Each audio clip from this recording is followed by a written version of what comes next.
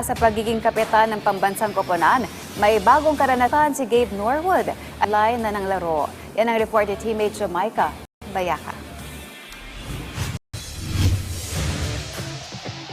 From this to this, mukhang may bagong career path na nga para sa former Gilas Pilipinas team captain na si Gabe Norwood.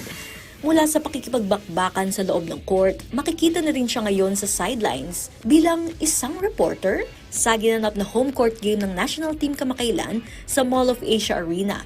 Nirepresenta ni Norwood ang samahang basketball ng Pilipinas bilang isa sa mga nasa media coverage. Para sa veteranong basketballista, isa itong parang full circle moment. Yeah, I mean, it's exciting, get to be a spectator as well, come out and support and continue to be around the program in any way possible. But it was a good time and an honor to be a part of the storytelling.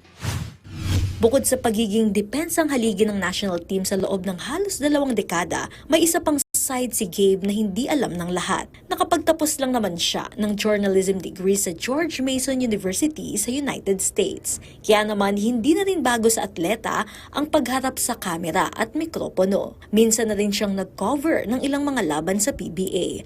Sa halip na maghabol ng scorer sa court, ngayon ay sinusuri na niya ang mga galaw ng laro sa broadcast. Pero nang tanungin ano nga bang mas mahirap pa rin gawin para kay Gabe? Definitely playing.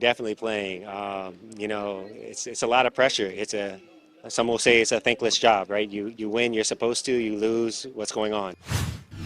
Matapos magretiro sa pambansang liga at huling isuot ang jersey ng Gilas sa 2019 FIBA Basketball World Cup, patuloy pa rin ang kanyang koneksyon sa laro ngunit sa ibang paraan na. Para kay Norwood, ang basketball hindi lang trabaho, isa itong istorya na patuloy niyang kwento kahit nasa labas pa man siya ng court. Yeah, I hope to just continue to be a good storyteller, to be the voice for some of the guys that are kind of quiet, being able to pull those stories out and also continue to bring joy to the country through the game of basketball.